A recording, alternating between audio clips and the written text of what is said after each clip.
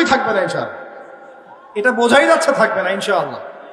এখন কথা শোনেন, সারা ওয়ার্ল্ডের অবস্থাটা একটু দেখেন, আমাদের অবস্থা দেখেন। আমাদের কি এরকম কোনো খিলাফা স্টেট আছে?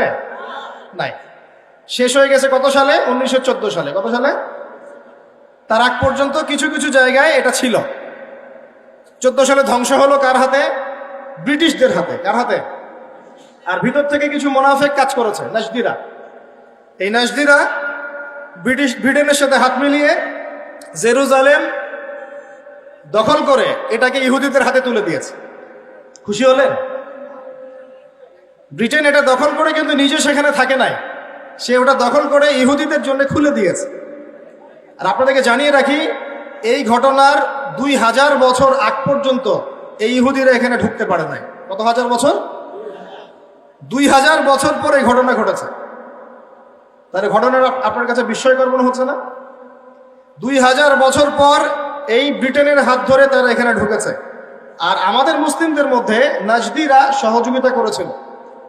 তারা এই 5000 পাউন্ড, মাসিক 5000 পাউন্ডের বিনিময়ে উম্মার সাথে গাদ্দারি করে ব্রিটেনের সাথে হাত মিলিয়ে তুর্কিদের বিরুদ্ধে যুদ্ধ করেছে। চিন্তা করতে পারেন? এই যে রাজাকার একটা কথা বলি না আমরা, এটা প্রত্যেক যুগে যুগেই ছিল। এই যে মীর জাফর একটা কথা বলি না, যুগে যুগেই ছিল। এই যে ঢুকলো ইহুদিরা আর জায়নিস্ট, আর বের হওয়ার নাম নাই। এটা 2023 সাল চলছে। আর আপনাকে বলে দিলাম যে ওরা তো আর এখানে বেড়াইতে আসে নাই, আসছে পুরো হোলি ল্যান্ডটা দখল করে দাজ্জালের জন্য এই রাষ্ট্রটা উন্মুক্ত করতে, যাতে সে এখান থেকে পুরো বিশ্ব শাসন করতে পারে। এবার কি মিলাতে পারছেন কিছু? এবং এই বিগত প্রায় 100 বছরে হয়তো এমন কোনো দিন নাই যেদিনে তারা কোনো ফিলিস্তিনি মুসলিমকে নির্যাতন করে নাই, বাড়িঘর থেকে উৎখাত করে নাই, জমি দখল করে নাই, বাচ্চাকে হত্যা করে নাই, মা বোনকে ধর্ষণ করে নাই। হয়তো বা এমন কোনো দিনই না। আর পরিসংখ্যান কি, এটা আপনারা গুগলে সার্চ করলে বের করতে পারবেন। জুলুমের পরিসংখ্যান কি আপনারা গুগল সার্চ করে বের করতে পারবেন। এই তো অক্টোবরের এই যে এই মাস ধরে চলছে, এই মাসেই তো অলরেডি 7 থেকে 8 হাজার মানুষকে তারা মেরে ফেলে নাই? চতুর্দিক থেকে মানুষ তামাশা দেখছে। মনে করেন এখানে আমরা বসবাস করছি, এদিকেও জায়গা নাই, এই যে বর্ডার বন্ধ, এটা মিশরের বর্ডার, এটা বন্ধ। ওইদিকে ইসরায়েল দখল করে রাখছে, ওইদিকেও যাওয়ার জায়গা নেই। আমরা এইটুকু জায়গায় থাকি, এইটুকু জায়গায় থাকে 22 লক্ষ মানুষ। কত লক্ষ ভাই? আর এখানে স্থল অভিযান চালানোর মতো সৎসাহস ওই ইসরায়েলি সেনাবাহিনীর নাই। এই কারণে ওদের দেশ থেকে মিসাইল ছুটছে, আর এখানকার বিল্ডিংগুলো একটা একটা করে ধসে পড়ছে। আর একদিনেই 600 শিশু মরে শেষ। একটা মায়ের আর্তনাদ দেখলাম, বাচ্চাটা জন্মই নাই, মায়ের পেটের মধ্যেই শহীদ হয়ে গেছে। সুবহানাল্লাহ। এই ঘটনা নতুন না। আর এখন যদি এই জায়গায় এমন কোনো আক্রমণ হয় আর আপনারা যদি অস্ত্র হাতে নিয়ে প্রতিহত করেন, তাহলে আপনারা কি সন্ত্রাসী হয়ে যাবেন? যে আপনাদের বিপক্ষে কথা বলবে সে কত বড় মুনাফিক, তাহলে আপনি চিন্তা করেন। যাদের এলেম কালাম নাই তারা না হয় বলে বুঝলাম, দাড়ি টুপিওয়ালা আলেম কেমন করে কথা বলতে পারে? একজন দাড়ি টুপিওয়ালা আলেম যার কাছে কোরআন সুন্নাহর জ্ঞান আছে, সে কিভাবে এর বিরোধিতা করতে? এরপরে আপনাদের চিন্তা বাকি আছে যে ইমানদার কারা, মুনাফিক কারা। আল্লাহ শুকরিয়া যে আল্লাহ পাক মাঝে মাঝে এমন কিছু ঘটনা ঘটান পৃথিবীতে, যার ফলশ্রুতিতে সত্য মিথ্যা একদম আলাদা হয়ে যায়। এদের কাছে ইসলাম শেখার দরকার নাই। বাংলাদেশে বহু বরেণ্য উলামায়ে কেরাম আছে, তাদের পদধ্বনি নেন, পায়ের ধুলা নিয়ে ইসলাম শেখেন। আমি একটা জিনিস লক্ষ্য করছি, বাংলাদেশের নির্দিষ্ট একটা ঘরানার মধ্যে এই ধরনের আলেমদের সংখ্যা বেশি। সব ঘরানায় না, একটা নির্দিষ্ট ঘরানার মধ্যে। কেন এই ঘরানার মধ্যে, এটাও চিন্তা করে বের করার চেষ্টা করলাম। কারণ ওই ঘরানার মানুষরা ভিতরে ভিতরে মাশাআল্লাহ একটা জিহাদি জজবা লালন করত। আমাদের ওলামায়ে দেওবন্দ ব্রিটিশ পিরিয়ডে যা যা করেছে এটা তো আপনারা জানেনই। ওই ঘরানার ভিতরে এমন কিছু মানুষ মানে দিন দিন তৈরি হচ্ছিল, যারা দাওয়াত, জিহাদ, একামতে দিন এই কনসেপ্টগুলো লালন করত। তো টেকনিক্যালি ওই ঘরানার মধ্যে এমন কিছু মুনাফিক মার্কা দাড়ি টুপি বলা ঢুকিয়ে দেওয়া হয়েছে যে ওই ঘরানার মানুষদের, ওই ভাইদের জন্য ইমানটা নষ্ট হয়েছে। তোমাদের জন্য আফসোস, তোমরা বুঝতে পারলা না যে সে তোমার বন্ধু না, তোমার শত্রু। সে তোমার আকীদা বিশুদ্ধ করতে আসে নাই, তোমাকে মুনাফিক বানাতে এসেছে। আকীদা শেখার অনেক বড় বড় শায়েখ আছে বাংলার মাটিতে, ওইখানে এসে শিখো। এমন আকীদা শিখতে যায় না যাতে ইসলাম থেকেই বের হয়ে চলে যায়। জালেমদের পক্ষ নিতে হয়, মাজলুমের বিপক্ষে কথা বলতে হয়, এমন আকীদা শেখার দরকার নেই। আমার কথা কি বুঝতে পারছেন? এর চেয়ে খোলামেলা বলা সম্ভব না। সমাজদার কে লিয়ে ইশারা কাফি, বুঝে নেন। মূল কথা হচ্ছে, সত্যি কথা হচ্ছে, আমরা এখন একটা কোণঠাসা অবস্থা আছি কি নাই?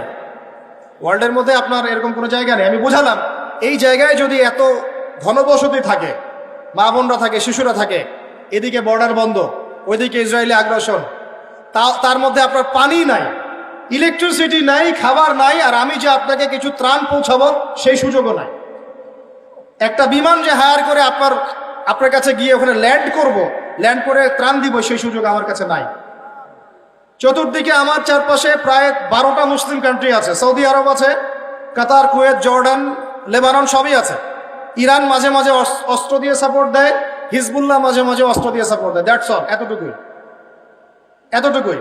আর মাঝে মাঝে যখন এখানে বোমা হামলা করা হয়, নির্বিচারে মানুষকে হত্যা করা হয়, তারপরে কিছু ত্রাণ পাঠায় জাতিসংঘ, দেখানোর জন্য যে আমরা তোমাদেরকে খাওয়াই। তো এখন বলেন, এই মানুষগুলোর দুঃখ দুর্দশা আমরা কি আসলে বুঝতে পারছি?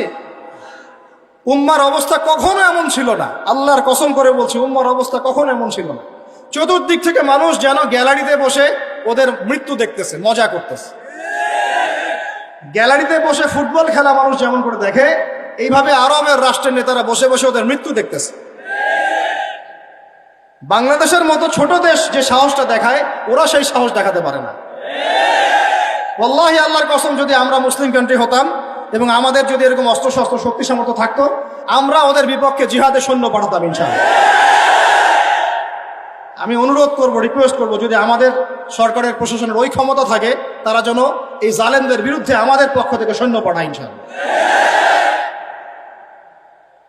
না পাঠাই নাই, আপনার সে সামর্থ্য নাই, দোয়া তো করতে পারেন, তাহাজ্জুদে দাঁড়িয়ে দোয়া তো করতে পারেন, এই ব্যথা তো অনুভব করতে পারি। যা নবীজি কি বলেছেন, মান রাআ মিনকুম মুনকারান, যে ব্যক্তি কোনো অন্যায় দেখবে, সে যেন সামর্থ্য থাকলে ফাল ইউগাইয়ির বিয়াদিহি, সে যেন তার সামর্থ্য থাকলে হাত দিয়ে এটা প্রতিবাদ করে।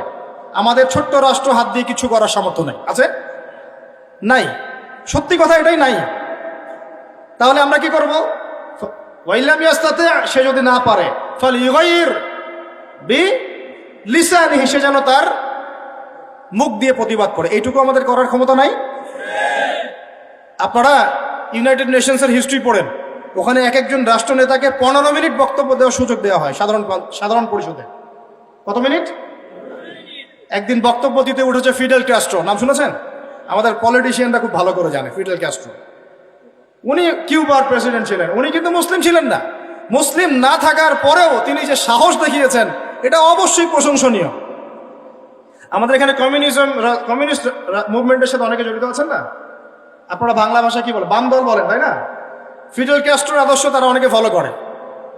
আমি কোনো পলিটিক্যাল পার্টি করি না, আপনারা খুব ভালো করে জানেন। আমি না কোনো সরকার দলীয় কেউ, না বিরোধী দলীয় কেউ, আমি নিউট্রাল জায়গা থেকে কথা বলছি। ফিডেল ক্যাস্ট্রো ওই সময় জাতিসংঘে দাঁড়ালেন, দাঁড়িয়ে 15 মিনিটের জায়গায় 15 মিনিট তার সময় ছিল, বক্তব্য দিয়েছেন 4.5 ঘন্টা। কত ঘন্টা? আমি কালকে ভাবছি, এগুলো স্টাডি করতে গিয়ে 4.5 ঘন্টা লোকটা কি বললো, কিভাবে এতক্ষণ কথা বললো, পানি না খেয়ে অনর্গল কথা বলতেই আছে, কাউকে পরোয়া করেন, একদম মুখের উপর যা বলার বলে দিয়েছে। আরেকদিন এই লাস্ট পাকিস্তানের প্রাইম মিনিস্টার, যাকে ক্ষমতাচ্যুত করা হলো, কি নাম? ক্রিকেটার ছিলেন ইমরান খান। উনিও দাঁড়িয়ে 15 মিনিটের জায়গায় 50 মিনিট বক্তব্য দিয়ে দিল, মুখের উপর কথা বলে দিল। আরেকজন লিবিয়ার প্রেসিডেন্ট ছিলেন, নাম শুনেছেন? গাদ্দাফি, নাম শুনেছেন না? 15 মিনিটের জায়গায় 1.5 ঘন্টা বক্তব্য দিয়েছে। এবং সে বলেছিল যে মধ্যপ্রাচ্যে যতক্ষণ পর্যন্ত ইসরায়েলের মতো রাষ্ট্র আছে, সন্ত্রাসীর দরকার নাই। কে বলেছিল? এই ব্যাস নাই, তাকে গায়েব করে ফেলা হলো। কারণ যেই হক কথাটা বলবে, তার ভাগ্যে শাহাদাত আছে ইনশাআল্লাহ। এখন আপনারা চান কি না? ফাইলাম ইয়াস্তাতি ফাবিলিসানি, আপনি না পারলে আপনাকে জবান দিয়ে বলতে হবে। বলার সময় আমরা হিকমার সাথে বলবো, তবে হক কথাটা বলবো। আর যদি আপনি যদি মুখ দিয়েও বলতে না পারেন ফাবিকলবিহি, তাহলে অ্যাটলিস্ট অন্তর থেকে ঘৃণা তো করতে হবে। চতুর্দিক থেকে আরবরা